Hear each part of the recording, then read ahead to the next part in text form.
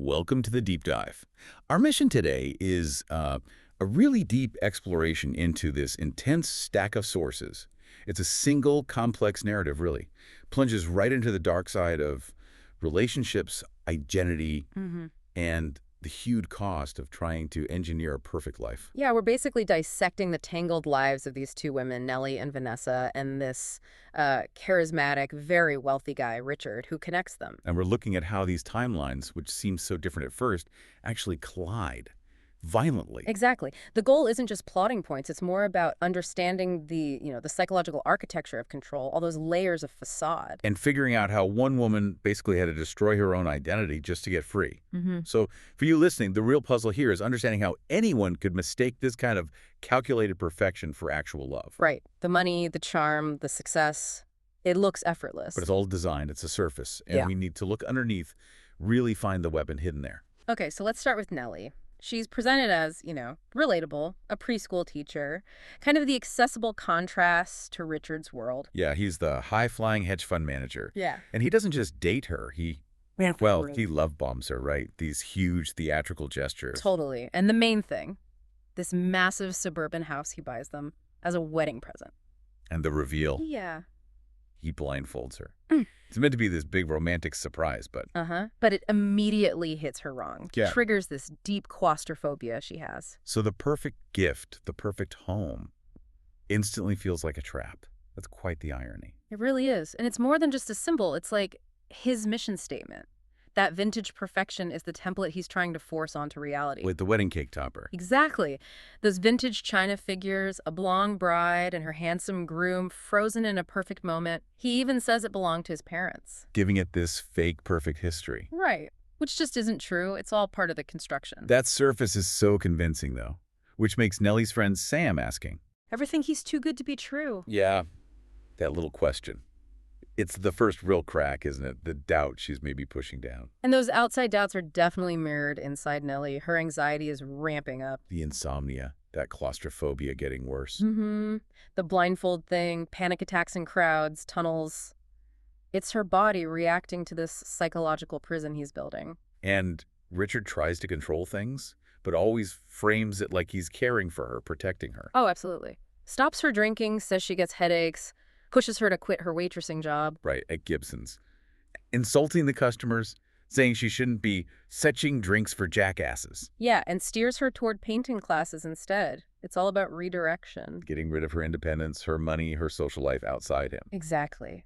And it's fascinating, or maybe chilling, how fast that care slides into violating boundaries. Sets the stage for what comes later. Which brings us to that tickle incident. Well, yeah. He pins her down, joking he found her sweet spot, but she just panics, violently pushes him off.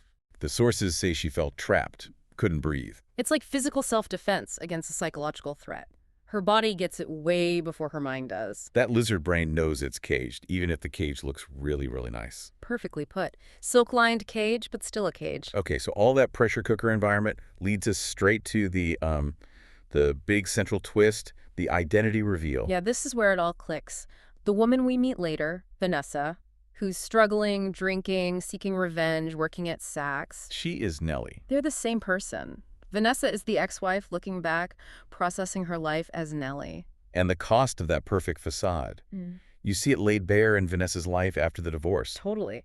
Living with Aunt Charlotte, the alcohol dependence, sneaking wine into neighbors' bins, needing sleep pills. Just to function. The perfect Nellie identity is completely gone.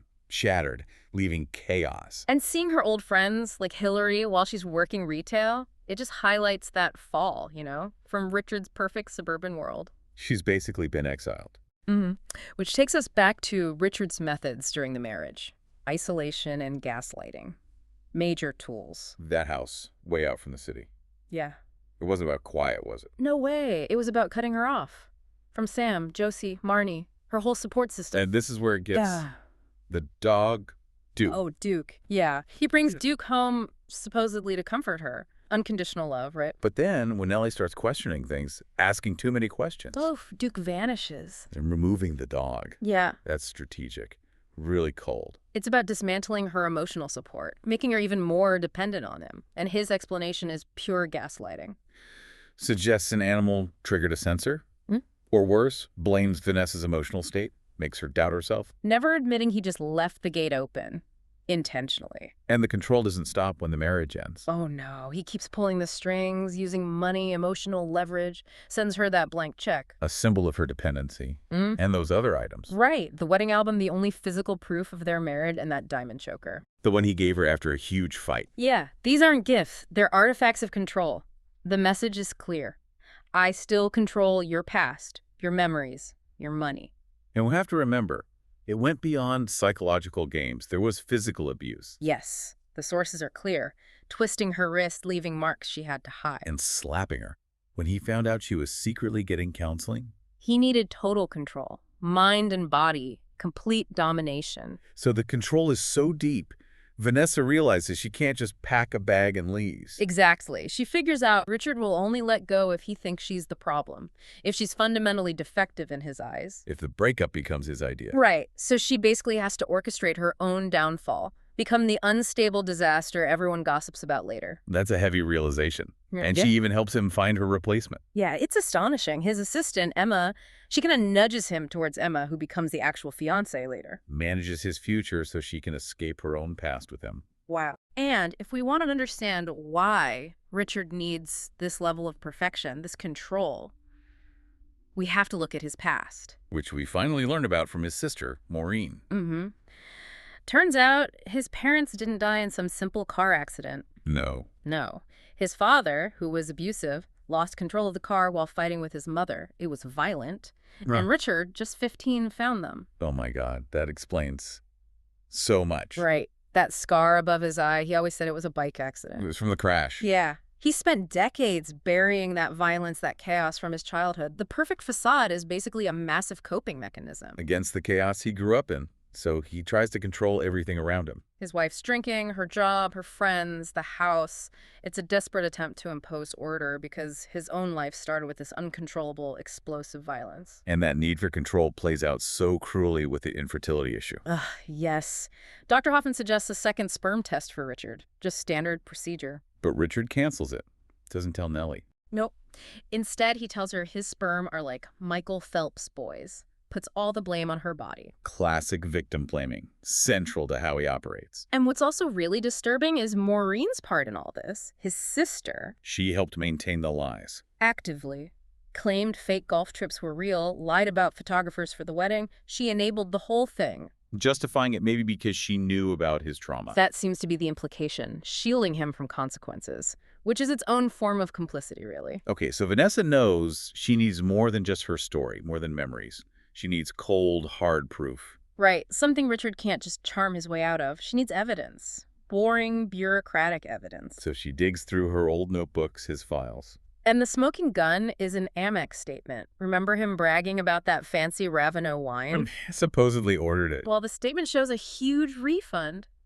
$3,150 refund, Sotheby's wine. He lied. He canceled the order. Exactly. Proof positive that his image as this sophisticated, generous guy was totally fake. It's the perfect anti-facade weapon. And that piece of paper leads directly to the final showdown in Emma's apartment. And she uses the ultimate symbol of their manufactured perfect life. The vintage cake topper, the little porcelain couple. Yeah, and she smashes it against his face. It's not just an attack, it's symbolic. Yeah. Shattering that perfect frozen moment he tried to trap her in. Totally. The blood on his white shirt, it's like the chaos he buried finally erupting, staining his perfect image. So the aftermath, what happens to everyone? Richard is taken care of. Yeah, sounds like he's hospitalized, maybe in a facility. Maureen takes time off work to watch over him. And Maureen finally tells the real story about the cake topper. Richard actually bought it years ago for his parents' anniversary. He hoped it would somehow fix their toxic marriage. But the crash happened before he could give it to them. Wow, so he was trying to rewrite history even back then. Exactly. But maybe the most important outcome is Vanessa connecting with the other victims. She meets Emma again, the fiancée. And confirms they were both manipulated. And then she meets Kate. Richard's first wife. Right. Who confirms a whole pattern, decades of it. And Kate reveals she also fell down the stairs trying to get away from him. So it wasn't just Nellie Vanessa. It's who Richard is, a predator with a system. It's a repeatable cycle. The victims are almost interchangeable to him. But sharing that knowledge, realizing they aren't alone. That's where the real freedom starts, I think. Hashtag tag outro. So when we synthesize everything from this deep dive, it's just profoundly complex, isn't it? It really is. This narrative just lays bare how psychological control can get so intense, so effective, that the victim, Vanessa, feels she has to literally destroy herself, become the disaster. Just to make the predator let go, she has to burn down her own life, the prison he built. Yeah, to get basic freedom. And it serves as such a powerful cautionary tale, about trusting your instincts. Absolutely. Vanessa even tells Emma in that letter, a part of you already knows who he is. That gut feeling, that reptilian inheritance, as the source puts it, warning you about danger. Even when the outside looks perfect, the money, the handsome groom, all of it. That stuff is irrelevant if your gut is screaming trap. And Richard's whole strategy relies on isolating people, right? Using his assistant as the next target, keeping the women separate. Triangulation. Classic abuser tactic. But the source material ends with Emma and Vanessa connecting. Actually meeting for coffee. Sharing their truth. Right. Forging an alliance. Right. Breaking that isolation. So maybe the final thought for you to take away is this. If Richard's power depends on keeping his victims isolated, what happens when they refuse to be isolated? When they connect, share their stories? does that shared understanding, that conscious alliance between the current victim and the former victim, does that actually build some kind of long-term resistance, a way to spot and fight off manipulation in the future? Is breaking the silence the only real path to immunity? Definitely something to think about.